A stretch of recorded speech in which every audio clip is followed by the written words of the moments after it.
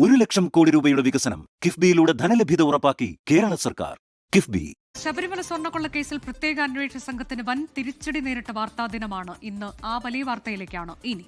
സ്വർണ്ണക്കൊള്ളയുമായി ബന്ധപ്പെട്ട 2 കേസിലും കൊല്ലം വിജിലൻസ് കോടതി തന്ത്രി കണ്ഠരര് രാജീവർക്ക് ഉപാധികളോടെ ജാമ്യം അനുവദിച്ചു.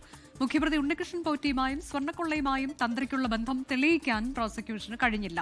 2 കേസിലും ജാമ്യം ലഭിച്ചതോടെ തന്ത്രി രാജീവർക്ക് ജയിലിന് പുറത്തിറങ്ങാം. ഷഫീദ് റാവുത്തർ വിവരങ്ങളുമായി. ഷഫീദ്, ഇതിപ്പോൾ 6ാമത്തെ പ്രതിയാണ് ജയിലിന് പുറത്തേക്ക് ഇറങ്ങുന്നത്. പ്രധാനപ്പെട്ട പ്രതികൾ ഒന്നൊന്നായി പുറത്തേക്ക് ഇറങ്ങുമ്പോൾ ഒരു ഭാഗത്ത് പ്രതിപക്ഷത്തിന്റെ വിമർശനമുണ്ട്, മറുഭാഗത്ത് കോടതി അതിൽ ആശങ്കപ്പെടേണ്ടതില്ല എന്ന് പറയുമ്പോൾ പോലും SITയെ സംബന്ധിച്ചത് കനത്ത തിരിച്ചടിയല്ലേ? കാരണം അവർ ഉന്നയിച്ച കാര്യങ്ങൾ അത് തെളിയിക്കാൻ കഴിയുന്നില്ല. പോറ്റിയുമായുള്ള ബന്ധം, സ്വർണ്ണക്കവർച്ചയുമായി ബന്ധമുണ്ടോ എന്നുള്ളത് ഇതിലൊന്നും തെളിയിക്കാനാകാതെ 41 ദിവസം അദ്ദേഹം ജയിലിൽ കഴിഞ്ഞ് പുറത്തിറങ്ങുന്നു എന്ന് പറയുമ്പോൾ അത് ചെറിയ തിരിച്ചടിയൊന്നും അല്ലല്ലോ. അനുജ, ഇതുവരെ SITയുടെ ഇക്കാര്യത്തിൽ ഒരു ന്യായം എന്ന് പറയുന്നത് സ്വാഭാവിക ജാമ്യം കിട്ടി പുറത്തേക്ക് വരുന്നത് കേസിനെ ബാധിക്കില്ല. അത് ഹൈക്കോടതി അടക്കം അങ്ങനെ നിരീക്ഷിച്ചിരുന്നു. പക്ഷേ തന്ത്രിയുടെ കാര്യത്തിൽ, തന്ത്രി കണ്ഠരര് രാജീവരുടെ കാര്യത്തിൽ സംഭവം അങ്ങനെയല്ല. പകരം അദ്ദേഹം തെളിവുകളുടെ അഭാവത്തിലാണ് ഇപ്പോൾ പുറത്തേക്ക് വരാൻ പോകുന്നത്. അത് SITയെ സംബന്ധിച്ച് സ്വാഭാവികമായും വലിയ തരത്തിലുള്ള തിരിച്ചടികൾക്ക് കാരണമായി മാറുന്നുണ്ട്.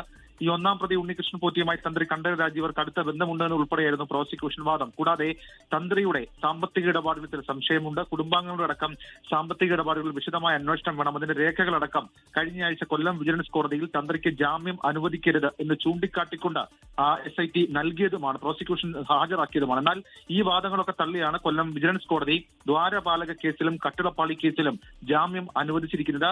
ഈ സ്വാഭാവിക ജാമ്യമല്ലാതെ പ്രോസിക്യൂഷൻ വാദങ്ങൾ തള്ളി കോടതി ഈ കേസിൽ അനുവദിക്കുന്ന 2ാമത്തെ ജാമ്യമാണ്. നേരത്തെ അറസ്റ്റിലായി ജയിലിൽ കഴിഞ്ഞിരുന്ന മറ്റു ഒരാൾക്ക് കൂടി ഇതുമായി ബന്ധപ്പെട്ട് ജാമ്യം കിട്ടിയിരുന്നു. ഇതുവരെ പുറത്തേക്കിറങ്ങിയത് Unnikrishnan Potti, Murari Babu, S Sreekumar, D Sudheesh Kumar, N Vasu എന്നിവരാണ്. ഈ പ്രതികൾക്ക് ജാമ്യം ലഭിക്കുന്നത് അന്വേഷണത്തെ ബാധിക്കില്ലെന്ന ഹൈക്കോടതി വിലയിരുത്തൽ ഇതുവരെ SIT ഗുണകരമാണ്. പക്ഷേ ഇനി അങ്ങോട്ട് അങ്ങനെയാകില്ല. ഏതായാലും മറ്റു ചില നീക്കങ്ങൾ കൂടി ഇന്ന് കൊല്ലം വിജിലൻസ് കോടതിയിൽ നടന്നിട്ടുണ്ട്. കട്ടിളപ്പാളി കേസിൽ സ്വാഭാവിക ജാമ്യം തേടി A പത്മകുമാർ എന്ന കോടതിയെ സമീപിച്ചിട്ടുണ്ട്.